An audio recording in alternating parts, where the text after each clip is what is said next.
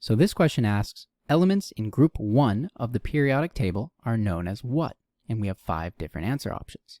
We have the alkali metals, halogens, alkaline earth metals, noble gases, and transition elements. So in order to answer this question, we first have to understand what a group is. So a group in the periodic table are essentially just the columns. So for example, here in column 1, we have these elements here. In column 2, we have these elements here, and so on and so forth. So the term group is traditionally used when we're talking about these columns in the periodic table, but you will indeed hear column quite often. Now, we also have the period, which is a row. So period 1 is this way and includes these elements. Period 2 is the second row, and so on and so forth. So now we know what groups and rows or periods are. We can identify what type of materials or what type of elements are in each group. So we're concerned for the purposes of this question with group 1. So that's this group here. It's the group the furthest to the left, this column.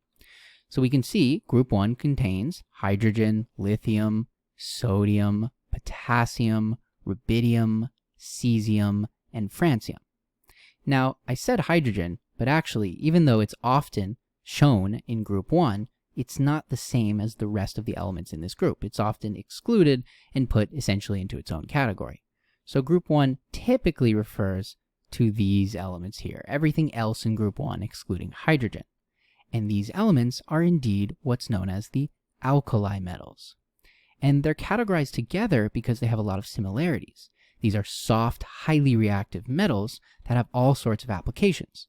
You've probably heard of lithium-ion batteries. I'm sure most of us are familiar with sodium, whether in the context of our food or, again, certain battery technologies, and so on and so forth.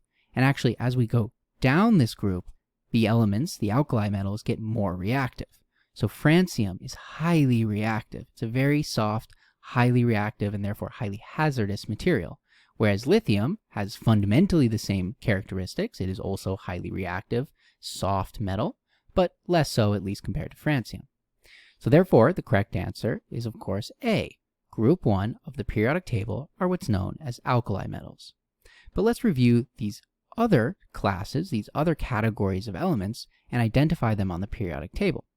So B, the halogens. The halogens are the second to last group looking from left to right. We can call it group 17 in this periodic table. So this includes fluorine, chlorine, bromine, iodine, and so forth. And the halogens are similarly highly reactive, and they have myriad applications. We use chlorine to disinfect our water, from our pools to water sources in residential places. We have fluorine, which is also commonly placed in water for dental health. Bromine is also a common disinfectant, as is iodine. You've probably heard of povidone iodine. But the point is, these very interesting and very useful elements are all contained within group 17 of the periodic table. Then we have the alkaline earth metals. So as their name suggests, there is a relation between the alkali metals and the alkaline earth metals. And accordingly, they are placed in group 2. And we can see they contain beryllium, magnesium, calcium, strontium, and so on. Then we have the noble gases. The noble gases are on the farthest most right group or column of the periodic table. So this includes helium, neon, argon, krypton, and again, so on, moving down this group. And then lastly, we have transition elements. And the transition elements, or often called transition metals, are what's contained in this middle portion of the periodic table.